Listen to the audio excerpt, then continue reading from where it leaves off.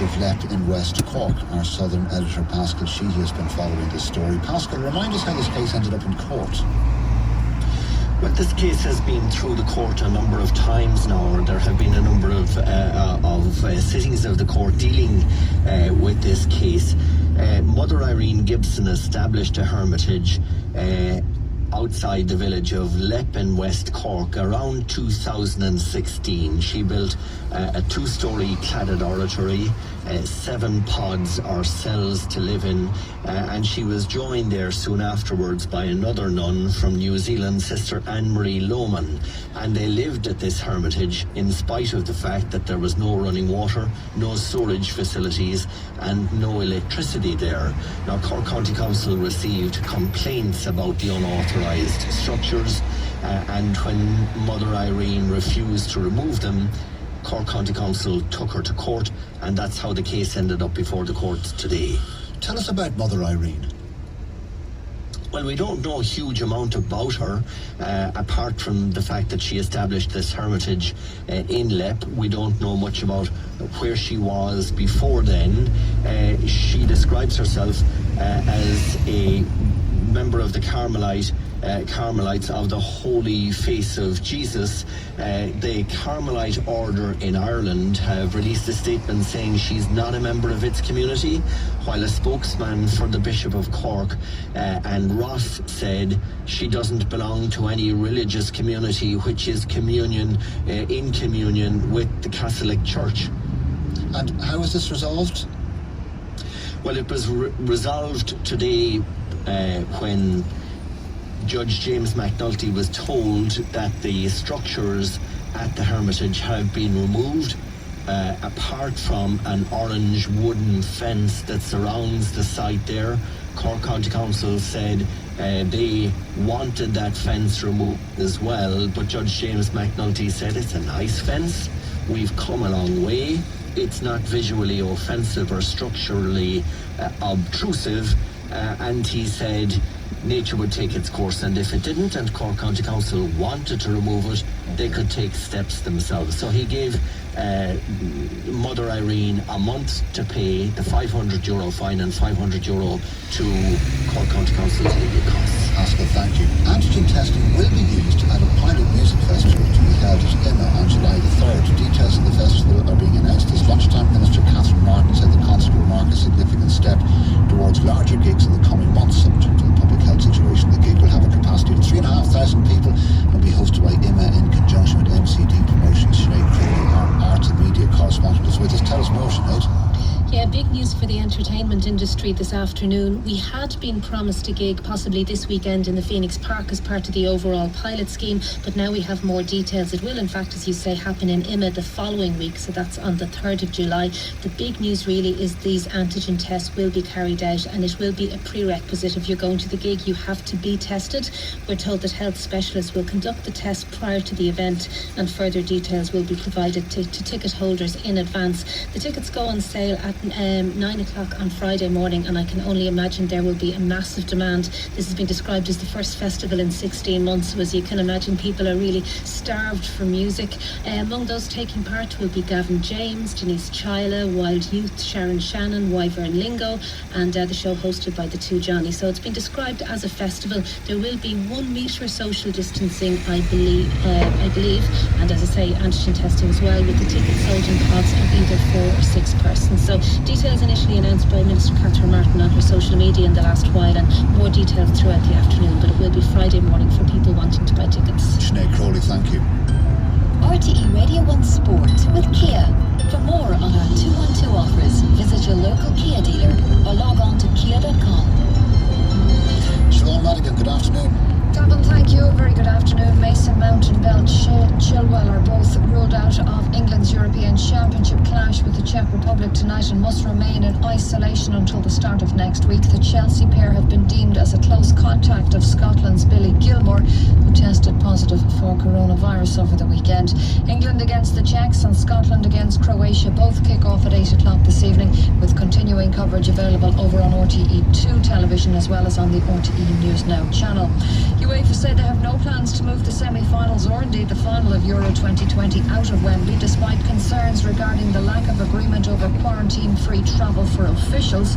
Talks are ongoing between UEFA, the British government and the English FA over a workaround solution which could see up to 2,500 VIPs attend the Euro 2020 final, which will take place on July the 11th. All 7 Irish players included in the British and Irish Lions squad for the forthcoming trip to South Africa have been included in the matchday squad for Saturday's game against Japan in Murrayfield. 6 make the starting team, with Tadhg Furlong named on the bench. Robbie Henshaw and Bundee Aki are named together in the centre. Conor Murray is in at scrum half. Ian Henderson will partner tour captain Alan Wynne-Jones in the second row, while Tadhg Byrne and Jack Conan are in the back row. The game against Japan will be played in front of 16,500 spectators in Edinburgh and as a warm-up game ahead of the forthcoming tour series to South Africa. Cathal McShane has declared himself fully fit ahead of the Ulster Football Championship, which gets underway at the weekend. The Tyrone attacker has returned to full training 3 weeks out from the side's championship opener, which will be against defending Ulster champions Cavan. McShane, though, hasn't featured for Tyrone since February of last year due to injury. Derek Canavan, however, remains a doubt for the championship opener. An ankle injury sustained against Kerry is taking a little longer than anticipated to heal, Gavin. Thanks, Siobhan. That's the news this Tuesday lunchtime on Sound Today. Jamie Doyle, our broadcast coordinator, Anne-Marie Dunn, and the editor of the programme was Adele McAllister. Liveline with Katie is up next, but from me, Gavin Jennings, and all the team, a very good afternoon to you.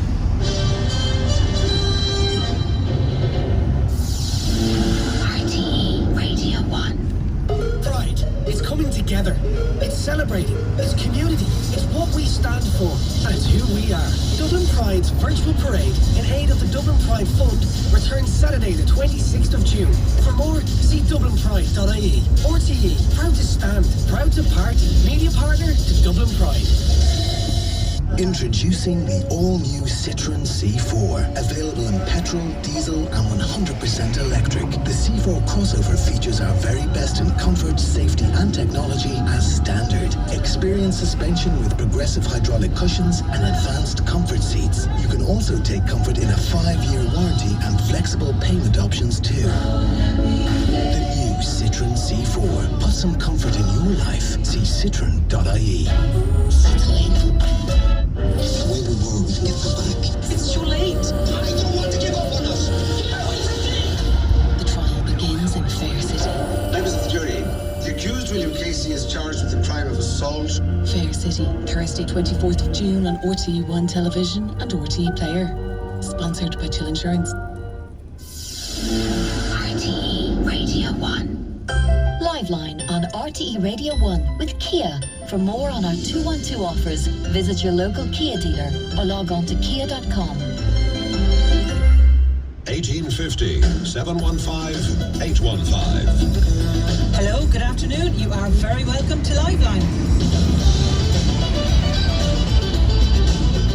Katie Hannon with you until 3 o'clock today. And we'll go straight to Mary. Mary, good afternoon to you. Good afternoon, Katie. How are you? Yeah, Mary, you have an issue with Kellogg's GA Cool Camps, hugely popular summer camps for children all over the country. That's correct. Yes. Now, no issue with the camps themselves as such. It's a great camp that's offered to the kids every year. They always enjoy it, and good value for money as such. Except this year in particular, where we've been asked to pay for the kit that we got last year. As you know, the camps were cancelled because of COVID. So I have a kit for my child that fits her, and I don't need a camp kit for this year. Now they're using the exact same kit, but I don't have an option to not purchase it. And that's my issue. Okay, we'll go back to last year then. So last year you signed up because there was a hope, of course, that these camps could have gone ahead, but ultimately they couldn't. And you had paid, and the way this works is you pay a fee and you get a very nice kit, I have to say. I was looking at it online today. You get a kit bag and a zipped jacket and a shirt. Yeah. So you got all of that. Yeah. And then they were cancelled. So rather than return everything, everyone was allowed to hang on to the kits, and you got a refund for the remainder.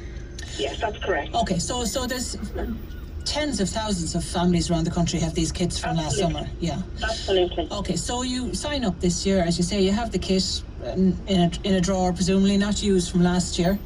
Very little used, yeah. Right. And they have the same kit this year, so it wouldn't look any different. Nope. And but you say there's no option. You have to pay the full whack and get a full kit again this year if you want to take part. And pay €7.50 to have the same kit postage to you that you don't need. So not only are you paying for the kit, but you're also paying for the postage for a kit that you don't need. Now again, some children grow quite significantly, over the year, and parents may need it. I don't, and I'm sure, and I know of another friend who has 4 kids and doesn't necessarily need all of them, but there is no option for booking one child this year to say, no, Grant, I'm okay, I have the kit from last year, thanks very much. And how much are we talking about, Mary? How much altogether for altogether, the €65 for the school camp, and then €7.50 plus for the postage for the kit. So the €65 includes the kit. Now last year I ended up between postage and the camp paid €75 and I was refunded 30. Right. So the €45, including the postage, we say take off €10 for that. So €35 we say was what it cost me last year to have a kit that I don't need a bigger size in. I have the backpack and I now have to turn around and pay for it again this year when I don't need it. So I'd be interested to hear what the GAA have to say in relation to that. Yeah, I mean, I suppose we should say, because I think any parent listening to this who has been trying to sign their children up for summer camp, and we know there's been a huge scramble for summer camps this year, will say that what is $72.50, it's pretty good value, I suppose you would have to say. Absolutely, and that's why I said from the outset it's a great camp, absolutely no issue with that. It is good value. It always has been good value for what they get, the number of days and hours and everything else that they're there. I do not have an issue with that. I highly recommend the camps. But in particular this year, there's no option to not avail of the kit when we have it already. I'll end up with a second kit sitting around that won't be worn.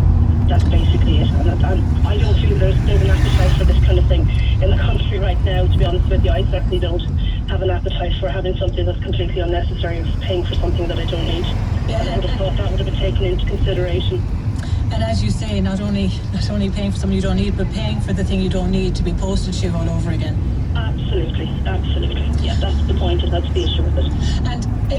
And children do this camp more than once over a summer period, and there is an option there for those children. Yes, there is an option. If you're booking a second camp, you can use the code that you have for your camp to get a discount on it and not pay for the kit for the second camp. But there is no option for anybody from last year who has the kit to not avail of the kit this year. That's the crux of the matter. It's your daughter, isn't it, that you were signing up? Yeah. And I presume has she done it ever before now, that it was cancelled last year? Did she do it before that? She had done it before that, yeah, she had done it before that. And look, there are not a huge amount, as I said, of options in relation to summer camps available. And my understanding is that there is great uptake on the GAA camps this year, and I'm not surprised. As I said, they're a good camp for the kids, but it's the issue about the kit that really. And have you tried to raise it with anyone, Mary? Yes, I did. I raised it with one of the coordinators for the county, and they said that the decision was taken at Croke Park level, despite them having raised their concerns about it, but that they were told, no, this is how it's going to be. Yeah, it seems extraordinary. I mean, not just, and there's a money issue there, of course, and as you say, your friend with the 4 children, or many people have more than one child, it racks up, in terms Absolutely. of that extra money. And as you say, with COVID, there will be a lot of households with not a lot of spare cash lying around. But also just on the waste bit, on the waste part of it is what would, that just seems extraordinary that this is like built in, hardwired into the cost of this. It is, and considering, as I said, that it appears to have been raised with the council or the county coordinators, with the Croke Park level, to say, look, we don't believe this is necessary, and they were told, no, this is how it was going to be. So I mean, it's not just me; other people within the GAA have raised it, and it seems to have fallen on deaf ears. Yeah, and you'd be prepared to pay that €50, would you, if they could let out? I would pay for the camp and not incur the cost of another kit. That just doesn't seem unreasonable, I don't think. Yeah. And of course, these cool camps are sponsored by Kellogg's. I wonder, are they, how the cost base is made up, basically, is this kit cost built into the business model, so to speak? Well, again, maybe somebody on that side could answer that, but there may be a stockpile of kit from last year that they need to get rid of. I don't know, somebody who might be in the know could answer those questions. But as I said, that's just something that I wanted to raise and find out, are there other people, have they raised it at local or county level as well, and what has the response been in relation to that? Can they justify it? Yeah, if parents are trying their best to provide kids with some form of a summer holiday this year, which, because we're limited to staying in the country, is proven quite expensive. Everybody's out buying tents and caravans and whatnot, trying to provide, some level of normality and a summer to remember for their kids. But then to have that added in, as you said, it's going to end up in the bed or the wardrobe, all this kit that you don't need. And for me, it's only one child, but for other families, you can imagine there might be 2 or 3 stacks knocking around. Yeah, okay, Mary, will you stay with us, and we'll try and find out some more about that. We've got another mom on the line. Francis, good afternoon. Hi, Katie, how are you? Yeah, you're not on about Cool Camp, but you have also an issue with your daughter. Yeah. Basically, I suppose I'm speaking to all parents of this student leaving primary school. So all the avenues at this stage is email addresses to the government and to the effort we've received at this stage. But yeah, I'm speaking to all the parents because I suppose since the 7th of June, we're supposed to be allowed to have organised outdoor events, and it's supposed to be allowed a maximum of 100 people allowed. But graduations have all been reverted to Zoom calls or Zoom videos at this stage, and we're just looking for, we think that at this stage that the government should consider that after the 15 months that the kids have had in 6th class, that they really should earn their rite of passage. They've missed an awful lot already in 6th class, all their rites of passage, school trips and GA sports, playing in Croke Park in our school, and in particular that's a big event. So they become entrepreneurs, and they create money, and events that get them, our school in particular, go to Delphi for 2 days, and all these events have been kind of denied by the kids. And they were, my daughter in particular came home crying the other day when she it was going to be a video, and that the parents weren't allowed to attend. Really? Was she that engaged or invested in this idea of having parents attending the graduation? With my daughter? Yeah. Totally. I mean, they wait for 6th class, they wait for this final event. I mean, I personally, I have 3 children, and this is my last one in that school, and it's a big deal on the 6th side. I mean, my son graduated last year, and it was in the middle of the pandemic, and it was a lot.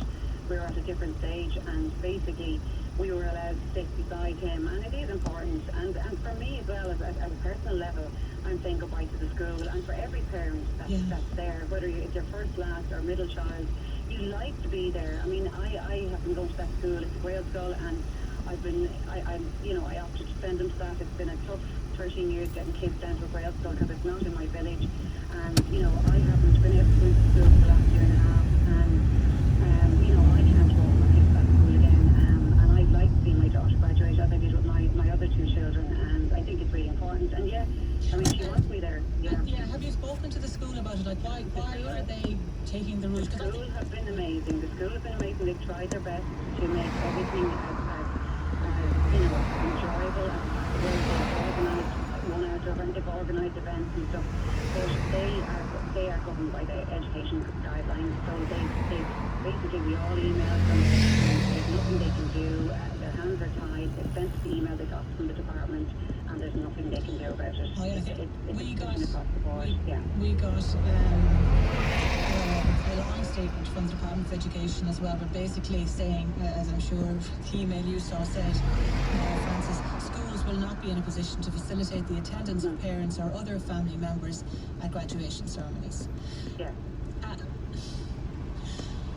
As you said, the guidelines are allowed to attend organised outdoor events. So that's why we kind of all as parents are still not going to be going to it. And I mean, their confirmation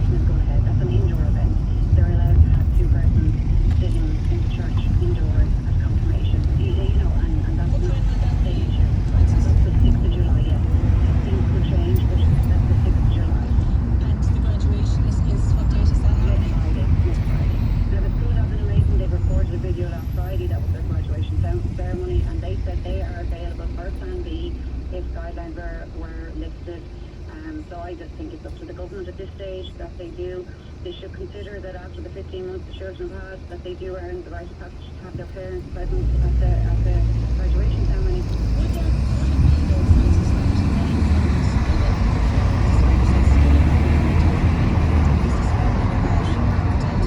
that many parents would be not very comfortable about being in any sort of gathering, and that when you might have that scenario, it would be better to have no parents there rather than just the parents who are comfortable with being, given, you know, it's such a big moment in all those children's lives. With a child in 6th class, a lot of us are vaccinated. My husband personally is doubly vaccinated because he works for the agency, but a lot of parents would be vaccinated.